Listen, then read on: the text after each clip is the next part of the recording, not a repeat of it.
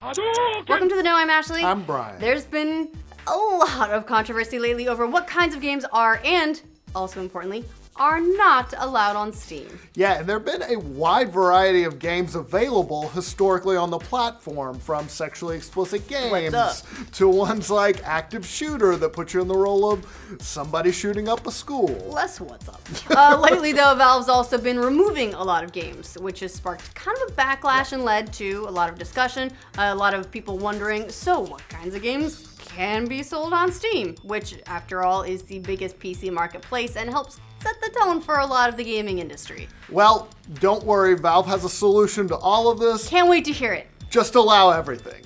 Yeah, well, Okay. most everything. Okay. In a blog post, the company said that it has decided to err on the side of openness and allow pretty much everything on Steam as long as it's not, quote, illegal or straight up trolling. Yep, looks like the company's been feeling the heat from some developers who've gotten some signals that they feel like they're not welcome on Steam. Yeah, and that's led to some of them vowing to abandon the platform and take their business elsewhere. That's obviously not a trend that Valve wants to see. In particular, sexy games, which Yep. we've covered kind of in depth. We actually did a rundown of the top sexy games that we're potentially looking at moving off of Steam. Some of them already had moved off of Steam. So in response to all this, Valve says it's leaving it up to users to decide what's offensive and what isn't, and to vote with their wallets. Yeah, all right, let's get into what Valve said. In this blog post, Valve's Eric Johnson acknowledged that there has been a lot of discussion lately about what kind of games are allowed on Steam.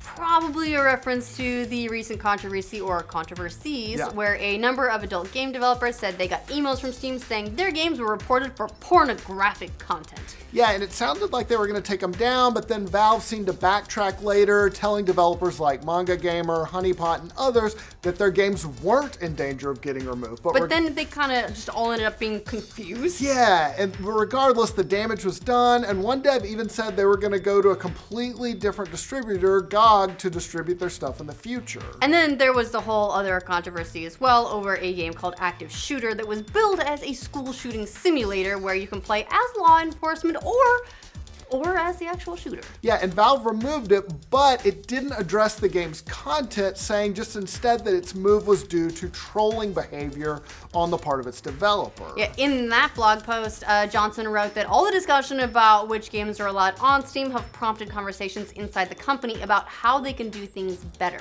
He wrote, contrary to many assumptions, this isn't a space we've automated. Humans at Valve are very involved with groups of people looking at the contents of every controversial title submitted to us. Similarly, people have falsely assumed these decisions are heavily affected by our payment processors or outside interest groups. Nope, it's just us grappling with a really hard problem. And digging into that a little bit too is there was speculation that the sexy games in particular, that they were receiving pressure from the payment sites like PayPal, things like that, that basically PayPal was pressuring Steam saying, hey, we're not going to issue payments if you've got pornographic content and that kind of thing. So they're basically saying, not the case. Right. It's all them.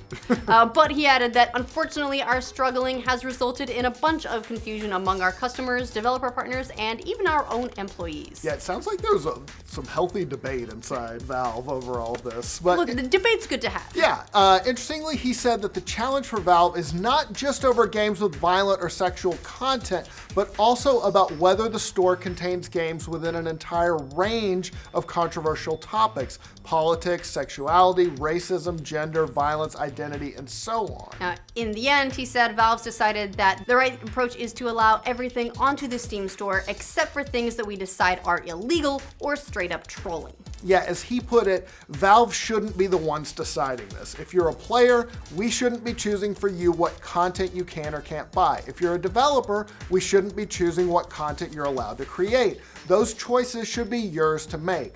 Our role should be to provide systems and tools to support your efforts and to make these choices for yourself and to help you do it in a way that makes you feel comfortable. Now, toward that end, he said Valve is going to be making more tools available for people to see the kinds of content that they want to see. For example, he said Steam's going to enable players to override its recommendation algorithms and hide games containing the topics that they are not interested in. Yeah, and for example, if you don't want to see anime games in your store, you'll be able to do that. You'll be able to just get rid of them. This is going to come in pretty handy for me because I had a visual novel running and I left it running while I went away, and so I came back and it was like, you spent 40 hours in this game.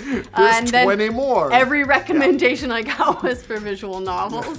So can be helpful for all kinds of use cases. But if you want more options to control what kinds of games your kids see when they browse Steam, you'll be able to do that as well. It's not just a visual novel hider. Right, and it wasn't just for gamers either. Johnson said that devs will get more tools too. He said that those developers who build controversial content shouldn't have to deal with harassment because their game exists, and he said that Steam will be building tools to support them as well. And it's also a difficult, I'm sure they've had tons of debates on this as well, a difficult thing for them to figure out is where's the line between feedback and harassment? Right. I mean, obviously, kill yourself Death and threats, I hope you die and I'm going to kill you. Not cool. Those are pretty clearly across the line, but people sometimes get very aggressive with feedback as well without outright threats. Or if you get like 80 emails from somebody. Yeah. Johnson also stressed that just because a game is on Steam does not mean Valve necessarily agrees with it or its message. He wrote, if you're a developer of offensive games, this isn't us siding with you against all the people you're offending.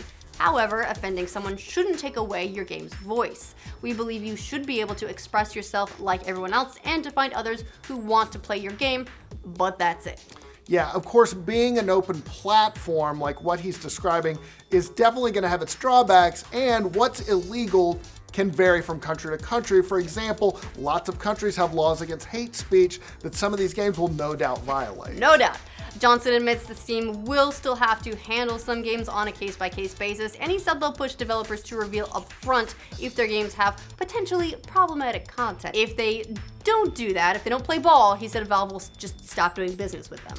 Yeah, and so far, they just made this blog post pretty recently, but we've seen a variety of reactions from the gaming community. And they kind of run in a range. Mashable writer Adam Rosenberg blasted the move, saying it turns Steam into the anti-app store, and adding that Steam is fine with selling hateful content. And Leif Corcoran, who runs the game's storefront itch.io, also criticizes Valve's move. He said, a platform that allows everything unless it's illegal or straight up trolling is ridiculous.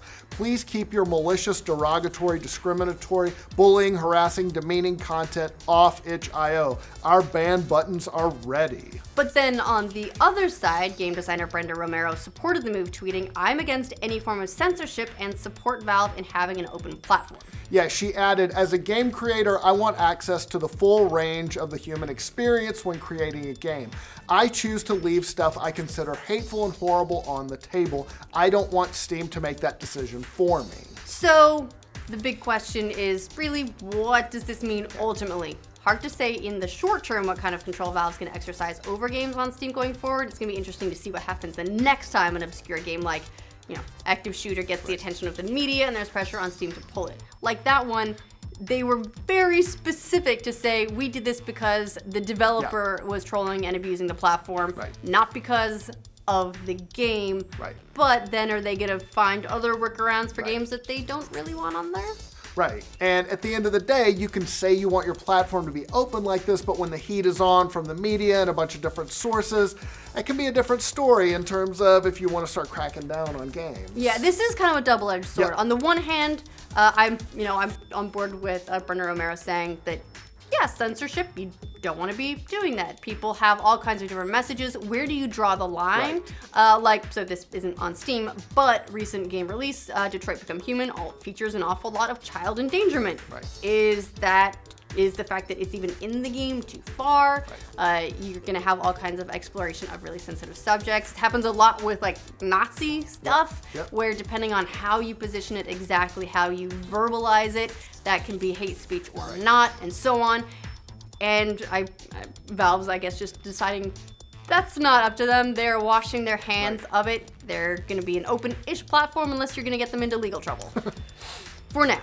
Until they find workarounds, because I suspect that's in their future. Anyway, What do you guys think of Valve's decision to make Steam more open to all kinds of games? Let us know in the comments. And for all your Valve and Steam news, be sure to like this video. If you're new around here, subscribe to the know. Yeah, and it sounded like they were going to take them down, but then Valve seemed to backtrack later, telling Dell. Similarly, people have falsely accused these The right approach is to allow everything onto Steam Store, or its message. He wrote, if you're a developer of offensive games, this is